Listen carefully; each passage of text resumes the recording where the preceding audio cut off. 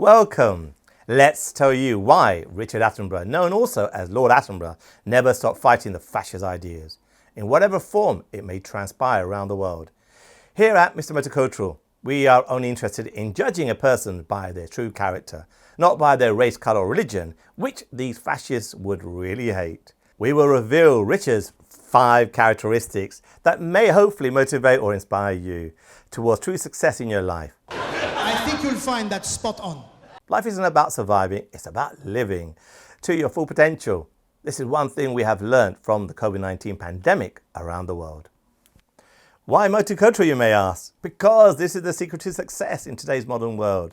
So let's explain here the real interpretation of being multicultural against any distorted version that you may have come across.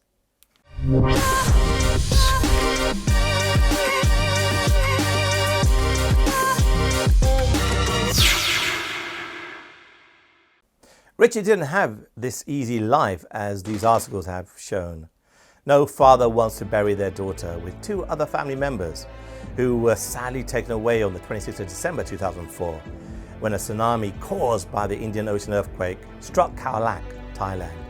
While they were holidaying in Phuket, he had never really recovered from this sad loss. I am so glad to call him a true friend, when we at Emma had recognized him for his many great achievements, who had in turn honoured us by having our Multicultural Award exclusively placed on his desk while he worked on many inspirational projects. Instead of the many others he had accumulated over the years, he is truly a Mr. Multicultural in every sense of the word. Let's show you a short clip from Richard, otherwise known as Dickie by many of his friends, before we go into those 5 characteristics that made him the person we all remember today, who fought against inequality and discrimination. I would just like to say that there is a cliche in my business which says how we honor those with whom you are coupled. To be coupled, as I am, by the recipient of this award with Muhammad Ali and this extraordinary man, Nelson Mandela, is something that I could not ever possibly have conceived. Number 1. Compassion. Richard Samuel Attenborough was born on the 29th of August 1923 in Cambridge, England. His father was a principal of University College in Leicester, while his mother was a founding member of the Marriage Guidance Council. He was raised in a family atmosphere of egalitarian ethics and values. Hence his parents adopting 2 young Jewish girls in 1939 who were refugees from Germany. Their actions made a strong impact on Richard, who subsequently led a life that emphasized goodwill to others. Richard studied at Wyggeston Grammar School for Boys in Leicester, where he began to find his passion for acting and eventually announced his desire to become a professional actor. By 1940, he was accepted into the Royal Academy of Dramatic Arts in London, a prestigious university but competitive by nature. He never lost his humanitarian values throughout his life, showing compassion as a sign of his true strength as a man. Number 2. Courage. When Richard was 20 years old, World War II interrupted his up-and-coming acting career and put a strain on the lives of millions across the UK and around the world. He joined the Royal Air Force in 1940 and flew over Europe with the film unit and filmed from the rear gunner's position on several missions with a good chance of being shot down until the end of the war in 1945. In 1945, while in the Royal Air Force film unit, he married Sheila Sims, who he met whilst at university. They would go on to have 3 children, Michael, Jane and Charlotte Attenborough. A year later, right after Richard's discharge from the Royal Air Force, he signed a contract with the motion picture team of John and Ray Boating, otherwise known as the Boating Brothers. Richard found some success on stage, like the production of Agatha Christie's The Mousetrap, which went on to become the world's longest running stage production, but he still maintained the goal to challenge himself in film to promote equality. Number 3. Determination.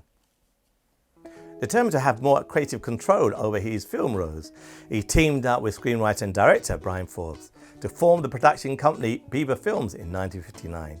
10 years later, Richard made his directorial debut with Oh What a Lovely War, which brought a stage musical to the big screen.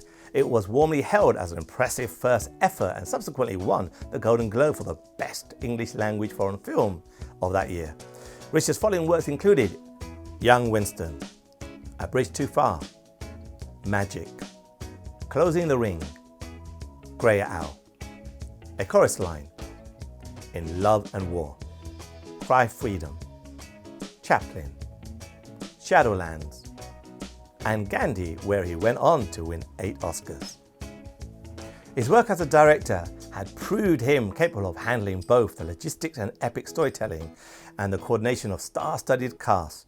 Richard's success as an actor and understanding of acting techniques allowed him to relate to his cast and draw the best performance from them, as his acting credits include such films like London Belongs to Me, Morning Departure, Brighton Rock, Private's Progress, I'm Alright Jack, The Great Escape, Science on a Wet Afternoon, Guns at Battersea, Dunkirk, The Flight of the Phoenix, The Sand Pebbles, Dr. Dolittle, 10 Rillington Place, The Human Factor, Jurassic Park, The Lost World Jurassic Park, Miracle on 34th Street, Elizabeth, and Hamlet, just to name a few. Number 4. Patience. Following a successful start to his career as a director, he turned his attention to a project with which he had been interested with all his life, a biographical film based on the life of the activist and leader Mahatma Gandhi. Somebody gave me a biography of Mahatma Gandhi and said, would you like to direct this film? I said, well, you must be crazy. I've never directed at all. To gain independence, we must prove worthy of it. There must be Hindu-Muslim unity always. I remember reading the fact that he was walking along the pavement in South Africa at the turn of the century. And as was expected, he and his Indian colleague stepped into the gutter to allow the 2 white South Africans to walk down the pavement. And when they'd gone by, Gandhiji turned to his colleague and he said, you know, it is always a mystery to me that men should feel themselves honored by the humiliation of their fellow human beings. And I thought, wow, age 19, that's not a bad statement, is it? No Indian must be treated as the English treat us. We must remove untouchability from our hearts and from our lives. And I wanted to direct. I wanted to direct that story. It took 20 years to do it, but that's what I wanted to do. Third, we must defy the British, who campaigned against imperialism and colonialism and respected all religions, namely Islam. He found Muslims to be brave and trusting. That goes against the image we all have today from various media outlets. The making of the film became a real challenge for those involved. Richard went through years of meeting with government officials, attempting to iron out the logistics and legal matters needed so the production could commence. Along the way, he took numerous acting and directing jobs, all just to fund the Gandhi film. Finally, after years of struggle and numerous script changes, Richard was ready to begin filming in the late 1970s. The film came out in 1982 and scooped 8 Academy Awards, including Best Picture, Best Director, Best Actor for Ben Kingsley, Best Original Screenplay for writer John Briley, and also Best Cinematography, Best Editing, Best Art Director, Best Costume Design, the biggest haul ever for a British movie. Number 5. Commitment. Richard directed yet another groundbreaking depiction of real events in the film Cry Freedom in 1987, which follows the timeline of the apartheid regime in South Africa, who enforced institutionalized racial segregation and discrimination against ethnic minorities, more notably against the blacks. This true story follows the events and friendship of Donald Woods and Steve Biko, one of the most respected human rights activists of South Africa, and their struggle against the apartheid government. This had put Donald and his family at serious risk for their own lives when the apartheid government had started focusing on them after they murdered Steve Biko in prison. Donald had to escape, and his family managed to move to London with him, where they started campaigning globally against a racist regime with the help of Richard's film Cry Freedom, which starred the talented Denzel Washington as Steve Biko. It helped to further the campaign to dismantle the racist apartheid regime through this film that gained public support against the regime's inhumane policy since 1948. I had first met Donald when I was a student at University of Bradford. Amazingly, our student union bar was named the Steve Biko Bar, clearly highlighting the student support for the anti-apartheid campaign, leading to the success of finally ending the apartheid regime from 1990. I was fortunate enough to meet Steve Biko's son when he had visited London to meet our mutual friend Donald Woods and Richard Attenborough during the ITV show This Is Your Life that followed Donald's life story. Let's hear from Steve Biko's eldest son, Nikosanathi Biko, who was kind enough to film this video congratulating Richard on his Emma Lifetime Achievement Award and for his impact on the South African population through the release of his film Cry Freedom. Greetings to you all. Allow me to join you in congratulating Lord Richard Attenborough for a well-deserved award, the Lifetime Achievement Award. Your movie, Cry Freedom, the story of the friendship between Donald Woods and my father, was a very powerful message to the world about the plight of South Africa. I love Steve Biko, but I hate the system that killed him. I hate the system. But I welcome all South Africans who join with us today in mourning the man who gave us all faith in the kind of country South Africa could be. The kind of country South Africa will be when all men are judged as human beings, as equal members of God's family. When apartheid was at its height in the 80s, when it was at its most powerful, killing the most number of people, he was the movie maker who stepped up, and he had the necessary courage and clout and influence and sheer determination to make the first major motion picture attacking apartheid. But why do you use a phrase like black is beautiful? Because black is commonly associated with negatives.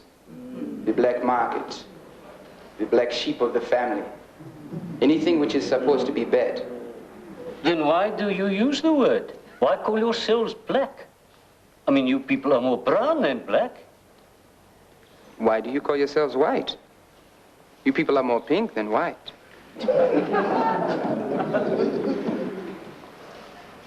The impact generated by that film helped turn world opinion strongly against apartheid and to generate support for economic sanctions. Richard Attenborough, as a Brit, had understood what equality really means through his multicultural work, and the person who helped us to understand why the Indian subcontinent wanted to be free of the imperial rule of Britain in his film Gandhi. He also helped us to dismantle the racist South African apartheid regime through his film Cry Freedom by telling the story of Donald Woods' great friendship with the human rights activist Steve Biko, who was later murdered by the then South African government. Sadly, the great Richard Attenborough had died on 24th of August 2014 at the grand old age of 90. Why don't you leave us a comment and share your own thoughts about Richard, who was ultimately known as Lord Attenborough? And how do you define being multicultural? Are you trying to carve out your own career in the media industry that has a global reach through the likes of Netflix and YouTube, which have been defined as multicultural platforms? Would really appreciate a like or even a subscribe, and if possible donate on Patreon, however little the amount, to support this channel's ongoing mission to undertake multicultural campaigns. And remember, it's what's inside that counts, a motto we have used at the Emmas. Until the next time, stay safe and let's keep it multicultural.